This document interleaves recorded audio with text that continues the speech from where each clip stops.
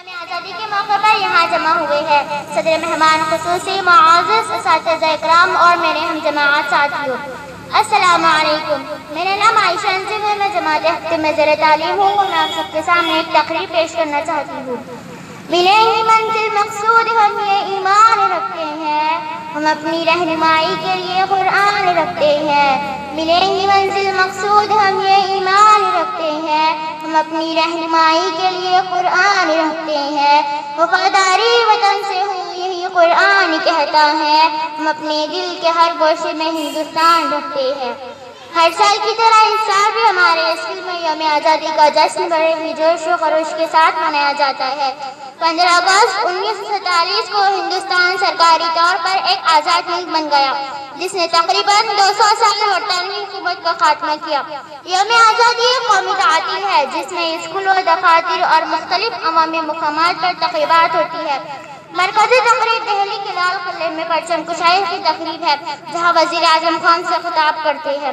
دل سے نکلیں گی نہ مر کر بھی وطن کی الفت، دل سے نکلیں گی نہ مر کر بھی وطن کی الفت، میری مٹی سے بھی خوشبوئیں وفا آئیں گی۔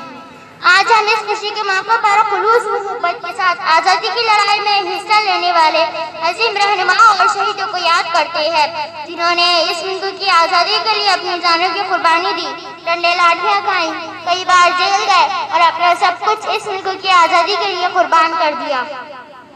محبتوں کے ساتھ ہم تکلم کرتے ہیں، نفرتوں کے نام سے بھی ہم تبسم کرتے ہیں۔ محبتوں کے ساتھ ہم تکلم کرتے ہیں، نفرتوں کے نام سے بھی ہم تبسم کرتے ہیں۔ محبتوں کے ساتھ ہم تکلم کرتے ہیں، وہ وطن کی وفاداری کا ثبوت مانگتے ہیں، ہم تو وطن کی خاک سے تیمم کرتے ہیں۔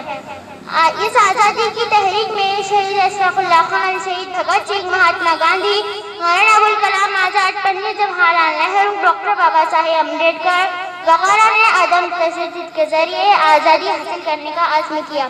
یہ آزادی ہم ہندوستانیوں کو اتنی آسانی سے حاصل نہیں ہوئی تھی۔ آزادی کی پہلی جنگ 1857 کو غزر کی صورت میں ہوئی، جس میں ناکامی ہو جانے کی وجہ سے ہزاروں ہندوستانیوں کو انگریزوں نے پھانسی کے تختے پر چڑھا دیا اور لاتعداد لوگوں کی جائیدادیں ضبط کر لی۔ انہی کی قربانیوں سے آج ہم ہندوستان ایک آزاد ملک ہے۔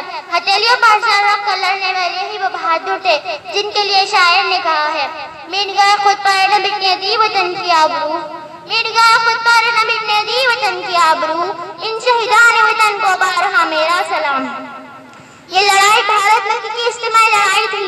انگریز ہمارے اس اتحاد کو دیکھ کر بھارت چھوڑنے پر مجبور ہو گئے، اور آج ہم خدا کا شکر کرتے ہوئے فخر سے کہہ سکتے ہیں کہ ہم آج آزاد ہیں۔ آج ہمارا ملک ہندوستان آزاد ہے، اور اسی آزادی کو ہمیشہ قائم رکھنے کے لیے ہمیں آپس میں مل جل کر رہنا چاہیے اور پڑھ لکھ کر وہ کام کرنا چاہیے جو ہر نوجوان ہندوستان کی قربانی کے لیے کرتا ہے۔ اس لیے ہم عہد کریں کہ ہم اس آزادی کو ہر قیمت پر باقی رکھیں گے۔ اتنا کہہ کر میں اپنی تقریر ختم کرنا چاہتی ہوں۔ ہمارا فرض ہے کہ ہم آپس میں مل جل کر رہیں، اتحاد اور اتفاق سے رہیں اور ہمیشہ خوش رہیں اور خوشیاں بانٹیں۔ کچھ نشہ ترنگے پرچم کا ہے، کچھ نشہ زمین کا فخر ہے، کچھ نشہ ترنگے پرچم کا ہے، کچھ نشہ زمین کا فخر ہے، یہ ترنگا ہر جگہ لہرائیں گے ہم، نشہ ہندوستان کے فخر کا ہے۔